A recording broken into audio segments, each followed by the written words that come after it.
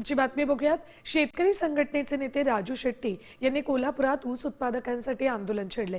गेल्या 3 दिवसांपासून कोपड येथे सुरू असलेल्या आंदोलनानंतर प्रशासनासोबत बैठक झाली, मात्र ही बैठक निष्फळ ठरली। आजपासून एकही साखर कारखाना चालू देणार नाही असा इशारा शेट्टींनी दिलाय।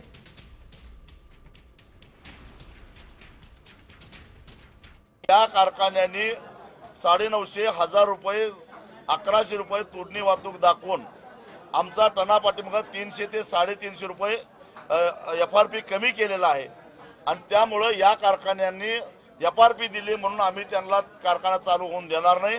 आमचा हिशेब करून जी 3637 रुपये आमचा तोडणी वाहतूक जातात जी काय रक्कम बसते ती दिल्याशिवाय आम्ही ते कारखाने सुरू होऊन देणार नाही। देश विदेशातील प्रत्येक घडामोडींचे लाईव्ह अपडेट मिळवण्यासाठी आता साम टीव्हीच्या सर्व सोशल मीडिया प्लॅटफॉर्मला लाईक, फॉलो आणि सबस्क्राईब करा। तसंच सर्व नोटिफिकेशनसाठी बेल आयकॉन प्रेस करायला विसरू नका।